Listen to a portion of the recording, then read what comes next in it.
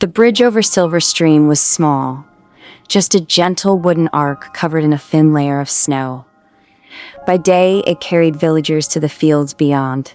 By night, it tended to sit alone, listening to the soft murmur of the narrow stream flowing beneath it.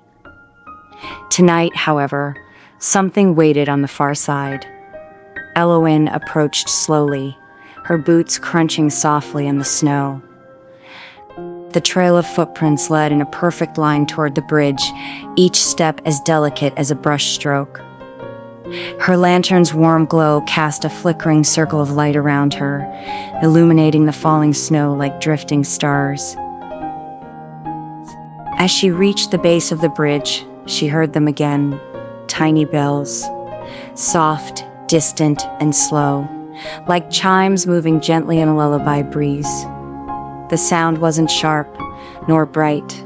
It flowed like warm water, wrapping around the calm of the night.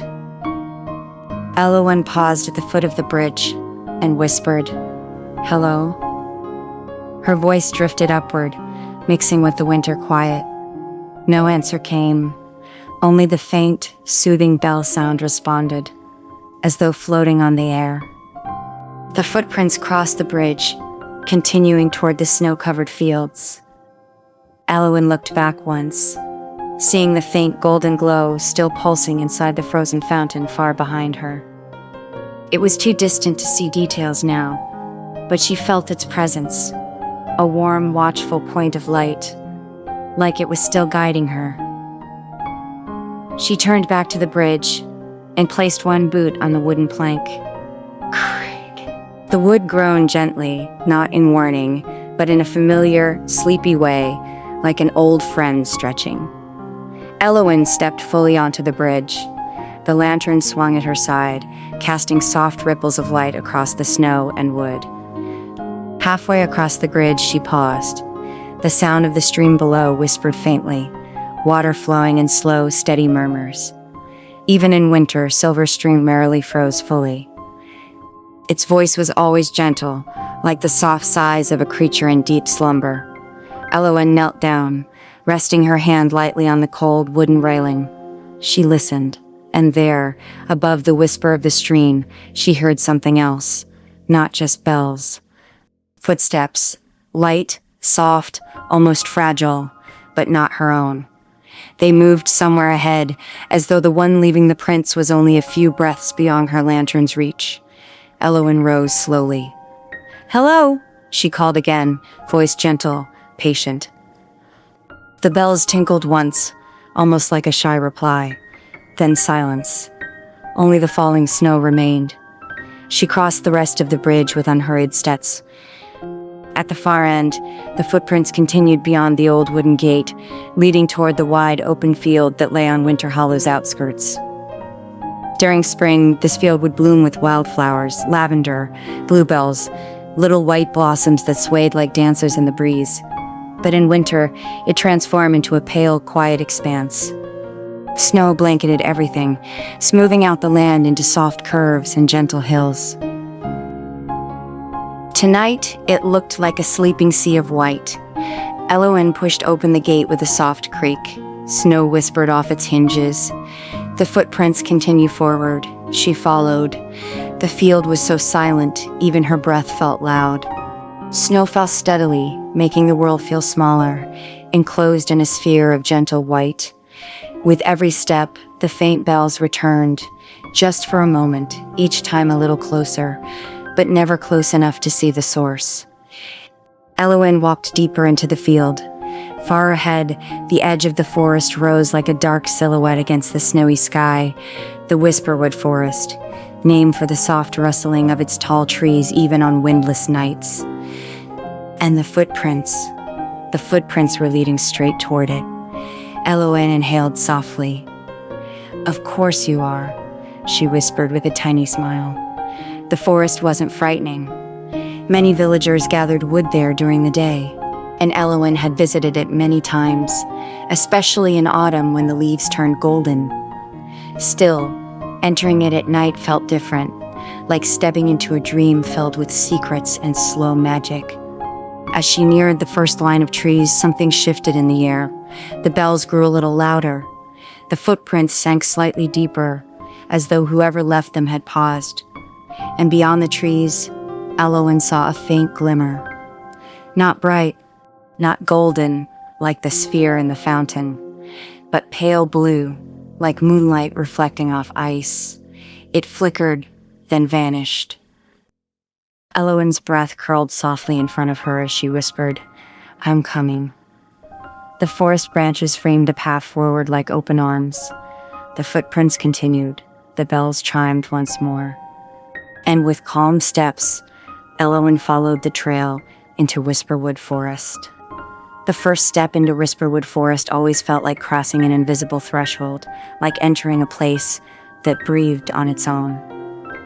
Tonight, the forest welcomed Elowen with a soft hush of falling snow, drifting through bare branches, settling gently on the quiet ground.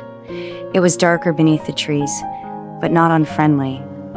Patches of moonlight filtered through the branches above, painting pale silver patterns across the snow. The shadows here felt calm, like resting animals curled beneath a blanket. The footprints continued forward, still small, still neat, still perfectly spaced. Elowen raised her lantern slightly, letting the warm light brush softly across the tree trunks. The forest answered with silence, deep, peaceful, expectant. The faint sound of the tiny bells drifted again, a soft tinkle-tinkle, carried on the still air like a whisper from somewhere just ahead. Elowen paused and listened. The sound faded, then returned, slightly to the left, then faded again. Not teasing, not urgent, just guiding her gently, like a hand on her back. She stepped forward slowly, her boots sinking into the untouched layer of snow. The forest floor was blanketed in an unbroken sheet of white, except for the footprints winding deeper between the trees. Elowen followed the trail with steady, quiet steps, her thoughts drifting like the falling snow. She remembered reading stories about Whisperwood in old village books. The forest has its own heartbeat. Listen closely enough, and it will speak. Not all who wander Whisperwood are quite human, but none of the stories were frightening. Instead, they were gentle tales told to children, stories about little winter spirits who were shy but kind. Spirits who protected travelers, guided lost animals, or played tiny bells to let someone know they weren't alone. Elowen smiled softly. "Are you one of them?" she whispered into the quiet air. No answer. But the bells chimed once, like a small laugh. She continued, letting the forest pathway guide her steps. The trees stood tall on either side, their branches brushing together with soft sighs.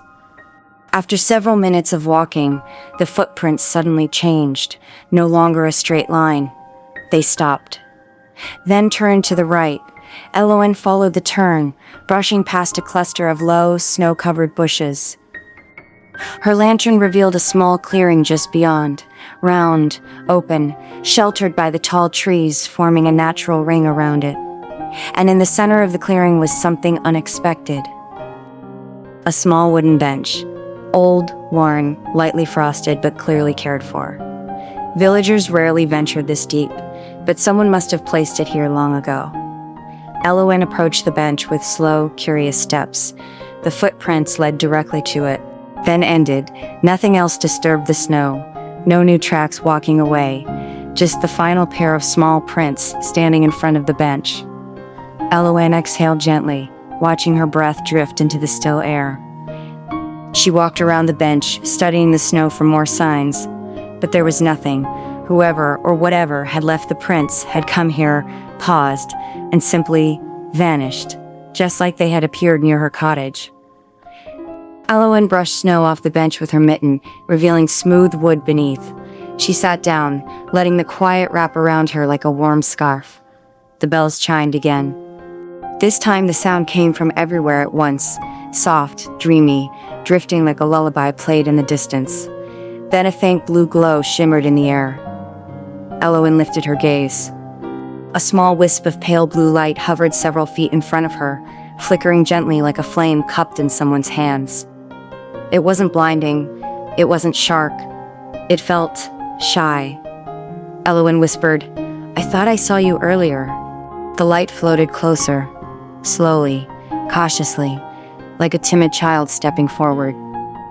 As it approached, Elowen realized something amazing. Inside the soft blue glow was a tiny shape, a small figure, barely the height of her hand, translucent, delicate, with soft outlines of tiny hands, tiny feet, and what looked like a fluttering cloak made of drifting frost. A winter spirit, a real one. Elowen's breath caught, not in fear, but in gentle wonder. "Oh," she whispered warmly. "Hello there." The little figure tilted its head, its glow flickering like a soft giggle. Then, with an incredibly light motion, the tiny spirit reached out its hand and touched Elowen's mitten. The contact was gentle, like touching the edge of a snowflake. The bells chimed once. Then the spirit pointed upward. Elowen followed its tiny gesture. Above the trees, between the bare branches, a soft swirling sparkle drifted in the sky. Not snow, not stars, something else. The winter spirit pointed again, almost urgently this time, then looked back at her with wide, hopeful light. Elowen nodded slowly. "All right," she murmured. "Show me." The spirit floated backward, turning toward a deeper path in the forest.